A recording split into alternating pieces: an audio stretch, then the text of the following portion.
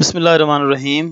Okay جناب، اس سلسلے میں جو ہے ہم بات کریں گے ان موضوعات کے اوپر جو کہ فوکو نے اپنی تصانیف میں جو ہیں ڈسکس کیے ہیں۔ نمبر 1، کیسے کنفائنمنٹ اور ایکسکلوژن کے ایلیمنٹ کو جو ہے یوز کیا جاتا ہے سماجی بھلائی اور سدھار کے نام پر لوگوں کو کنٹرول کرنے کے لیے۔ نمبر 2، بایو پاور کیا ہوتی ہے۔ نمبر 3، کیسے تشدد اور سزا کو جو ہے ریشنلائز کیا جاتا ہے، اور پھر وہ اس کی مثالیں بھی دیتا ہے فرینچ اور انگلش ہسٹری سے۔ اور جدید انسان کی تخلیق میں کیسے ایک انسان خود ہی اپنا سبجیکٹ اور خود ہی اپنا آبجیکٹ بن گیا، جو کہ ایک ماڈرن فینومینا ہے اکارڈنگ ٹو فوکو۔ نیکسٹ جو ہے کہ کیسے معاشرے میں کچھ لوگ ایکسپرٹ کا درجہ حاصل کرتے ہیں اپنے علم میں سائنٹیفک ہونے کا دعویٰ کر کے، اور کیسے ان کی رائے کو اور معاشرے میں جو ہے برتری اور فوقیت حاصل ہوتی ہے۔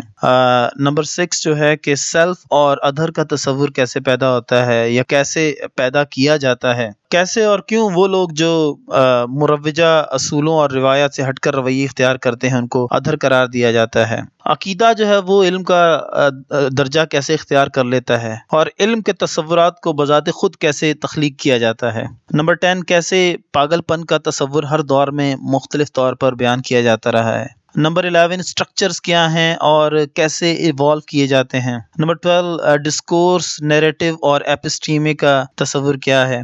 اور نمبر 13، ماڈرنزم کیا ہے اور اس میں فرد کیسے، اگین وہی بات کہ بذات خود اپنا ہی سبجیکٹ اور اپنا ہی آبجیکٹ بن گیا۔ اور موسٹ امپورٹنٹلی اس کے جو کانسیپٹس ہیں آرکیولوجی اور جینولوجی کے، یہ کیا ہوتے ہیں۔ تو ان کے حوالے سے جو ہے ایک ڈسکشنز جو ہے وہ آنے والے جو سیریز ہیں ہماری اس کے اندر ہوگی۔ ہوپ فلی آپ کے کمنٹس اور آپ کی جو رائے ہے اس سے جو ہے یہ کنورسیشن جو ہے اور زیادہ امپروو ہوگی۔ مقصد جو ہے وہ غور کرنا ہے کہ کیسے جو ہے یہ علم جو کہ جدید یورپی دنیا میں رائج ہے اس کو کیسے ہم لوگ بھی یوز کر سکتے ہیں، اور کیا اس کی کوئی ایفیکٹیوٹی ہمارے معاشرے کے لیے ہے یا نہیں ہے۔